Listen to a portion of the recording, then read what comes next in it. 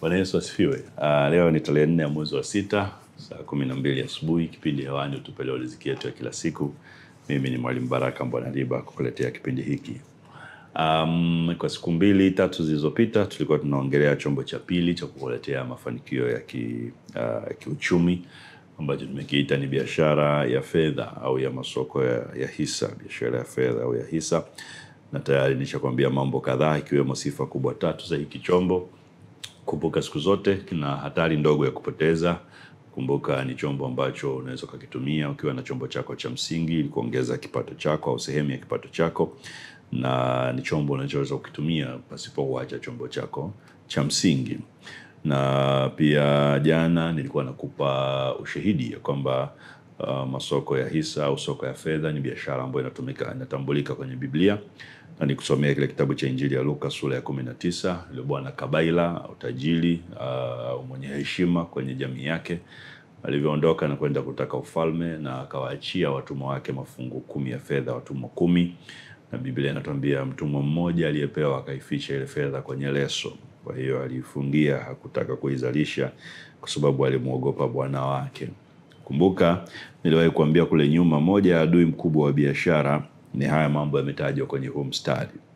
Haya mambo yametajwa kwenye mstari ule wa 21. Anasema kwa maana, Luka 19:21 anamwambia kwa maana nilikuogopa kwa kuwa mtu mgumu, waondoa usichoweka, wavuna usichopanda. Hizi sifa kubwa kama 3-4 zimetajwa hapa zinawafanya watu wengi wasifanye biashara. Moja unaiona ni uoga, na alikuogopa.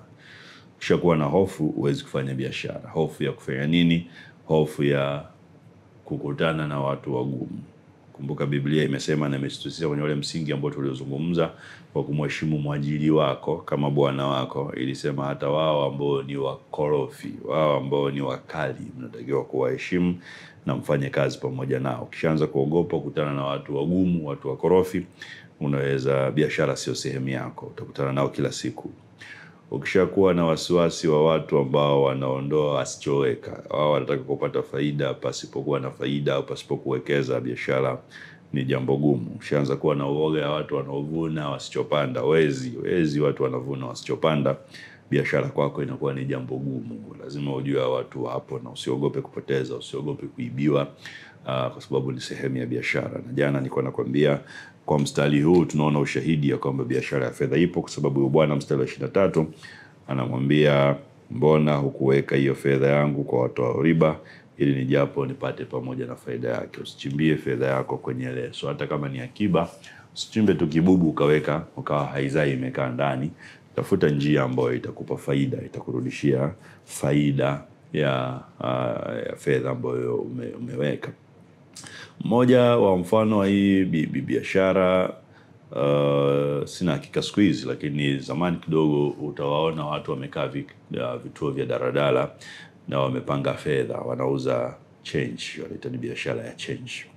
Kwa hiyo conductor anapokosa fedha anawafuata, labda ana 1,000 anataka coins. Kwa hiyo anawapa wale bwana 1,000, wao wanampa shilingi 800 labda au 900. Kwa hiyo kama wanampa 900 ya change, maana yake wamechukua shilingi 100 kutoka kwenye shilingi 1,000. Kama wanampa 800 ya change, maana yake wamechukua shilingi 200 kutoka kwenye 1,000. Na hiyo ni biashara ya fedha. Angalia, kama anachukua 800 kwa 1,000 aliyotoa, maana yake shilingi 200 ambao ni sawa na 20%, hawa bwana wamechukua ni faida. Kama anatoa 1,000 na pewa 900, maana yake shilingi 100 bwana wamechukua kama faida ni shilingi au 10% ya kile alichokitoa. Kwa hiyo wamekaa muda wote, kazi yao ni kwenda benki kuomba change, kwenda benki kuu kuomba change, na wanabadilisha notes kwa coins, wanakaa vituoni, wanapata faida. Usiache fedha yako ikae bila kuzalishwa, sharti fedha izalishwe.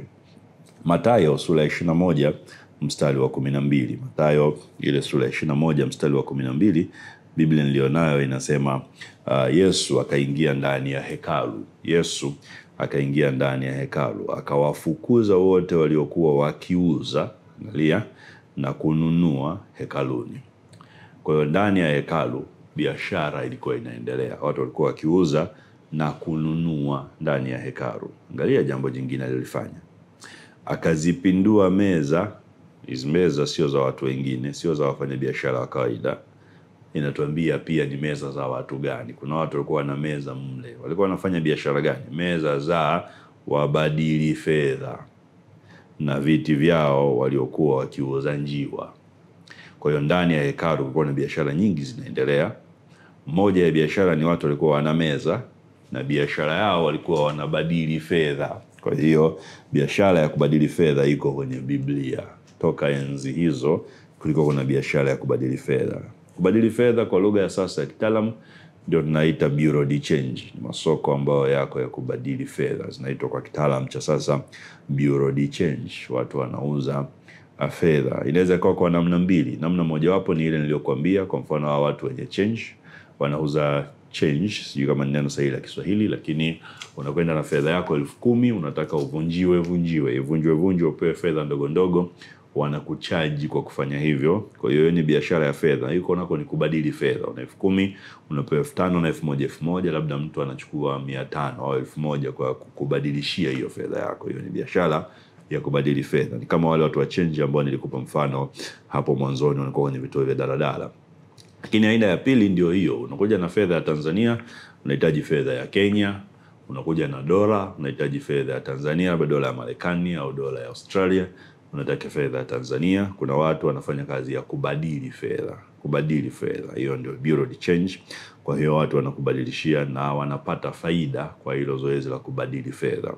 Walikuweko kipindi cha Yesu na aliwakuta hekaluni, na Biblia inasema akazipindua meza zao. Huu ni ushahidi ya kwamba biashara ya fedha ilikuweko hata kipindi cha Biblia. Kumbuka sifa zake tatu kama nilivyosema. Ni biashara unaweza kuifanya bila kuacha biashara yako ya msingi. Biashara unaweza kuifanya ikakupa faida zaidi kuliko ile ya ajira.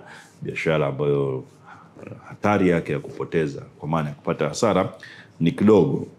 Swali kubwa la msingi ambalo utaibuka ndani yako, na najua unaweza kuwa unajiuliza, ni kwamba je, biashara ya riba ni halali? Hii biashara ya riba ni halali kimaandiko? Kwa sababu kuna imani nyingine inafundisha kwamba biashara ya riba sio halali. Na ukiangalia wanachokifanya kimsingi ni lile swala la riba tu, ila wamelibadilisha jina. Wanasema tunagawana faida, lakini kimsingi ni riba ile imebadilishwa jina. Na mimi ninapoisoma Biblia yangu ninaona biashara ya riba au biashara ya kukopesha kwa riba haina shida. Sioni shida kwenye Biblia, japokuwa kuna limitations, kuna vigezo kadha wa kadha ambavyo Biblia imeweka kutokana na hiyo riba na faida unayoipata, na hivyo ni vya msingi vya kuobserve. Kwa mfano, Biblia inakataza usimkopeshe ndugu yako kwa riba. Sina muda wa kupitisha kwenye haya maandiko, labda siku nyingine tukiwa tunaongea somo hilo nitakufundisha. Lakini ukiangalia mambo kama matatu unayaona wazi kwenye Biblia. Ndugu yako, Biblia imekataa usimkopeshe kwa riba. Lakini unaona pia Biblia inafundisha ukimkopesha mtu akishindwa kulipa, umsamehe madeni yake. Hiyo ni msisitizo wa Biblia. Ukiwa na hakika ya kwamba umemkopesha na kulipa hawezi, unatakiwa kumsamehe. Lakini jambo la tatu tunaona Biblia inafundisha wazi ya kwamba kuchukua mkopo, kwa mtu anayechukua mkopo, ni kula kesho yako. Unakula kesho yako leo. Mungu amekupa kiasi cha kutosha kwa leo. Ndio maana Biblia inatufundisha Mathayo 6 kama kipindi chetu kilivyo, mstari wa 13, tupe leo riziki yetu ya kila siku. Mungu ana kitu cha kutosha kwenye sahani yako kila siku, na kwa hiyo uhitaji kuwa na uhitaji hata ukope. Ukikopa umekula sehemu ya riziki yako ya kesho leo. Ndivyo Biblia inavyotufundisha. Haya ni mambo ya msingi kuangalia, lakini jambo kubwa zaidi nataka uone ya kwamba biashara ya fedha iko kwenye Biblia, na ni msingi sana ukaitumia kukuza kipato chako pale ambapo una biashara nyingine ya msingi au kazi nyingine ya msingi na hutaki kuiacha. Kesho tutaendelea na nafikiri kumaliza chombo hiki cha pili. Usikose kipindi hiki saa 12 asubuhi. Mungu akubariki sana na uwe na siku njema. Amen.